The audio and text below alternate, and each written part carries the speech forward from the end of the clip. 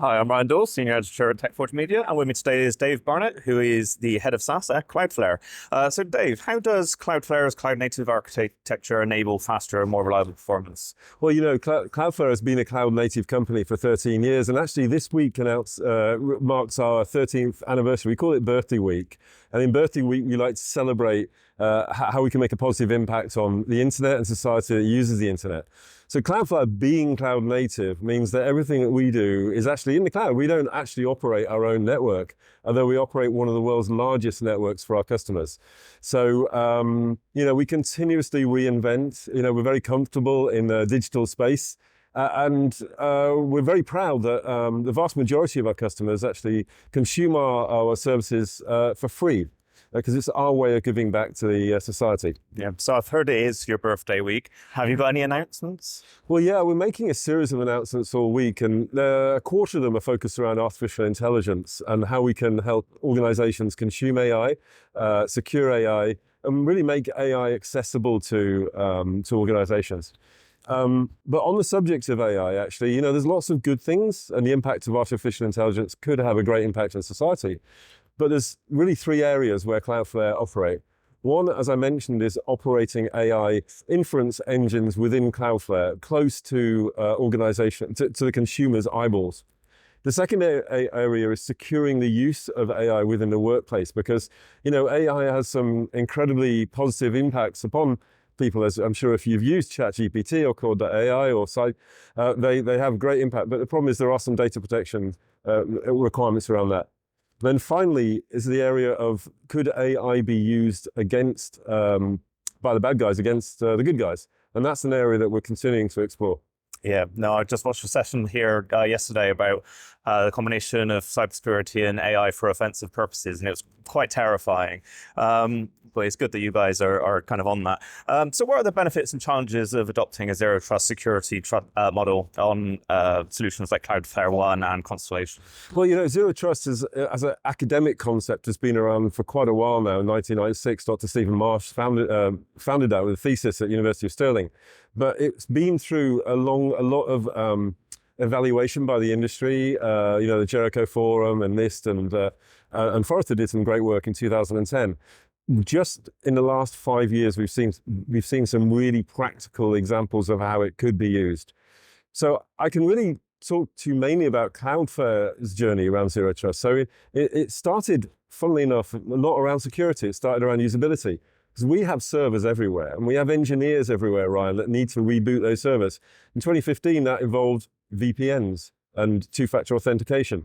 So we built our own zero trust network access product for our own use. That meant that the user experience for engineers rebooting servers in far-flung places was a lot better. After 2015, the world started to realize that this approach, zero trust, had great security benefits as well. So we developed that product and we launched it in 2018 as Cloudflare Access. Excellent. So I know that Cloudflare leverages NVIDIA GPUs to accelerate machine learning AI tasks on its global edge network. How does it sort of utilize these? Well, we launched Workers AI, which means that organizations around the world, in fact, individuals as well, can run their inference tasks at a very close place to where the consumers of that inference are. So you could ask a question, cat or not cat, to a trained cat detection engine, very, very close to the people that need it.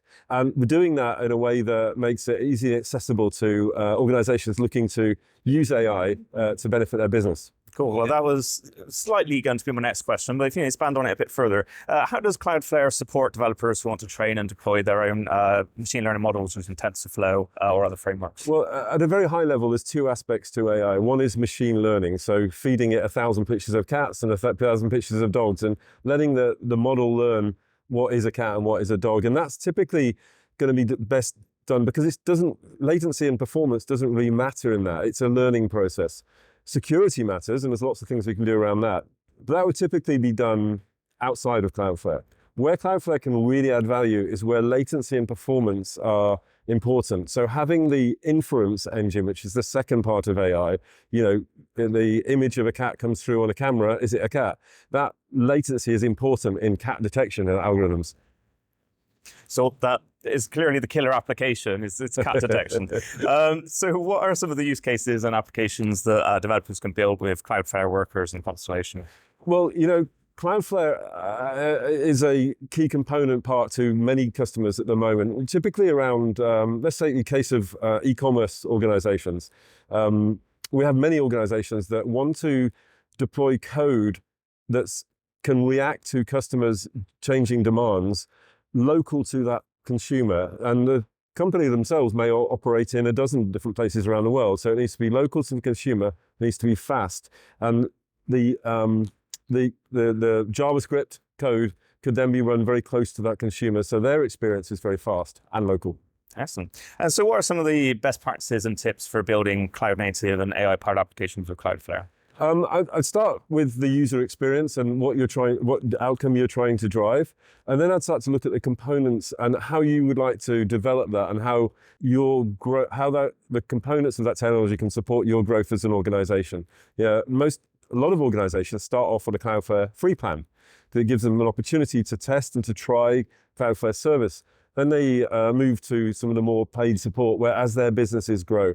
We're delighted that we count many startups in the crypto and the AI space as Cloudflare customers, and we're an accelerator for their growth. I can imagine the crypto and blockchain is quite a big one for you at the moment. So that's everything from me, Dave. So thank you for coming along and giving an insightful conversation. I hope you guys had a great event. Thank you, Ryan. Thanks a lot.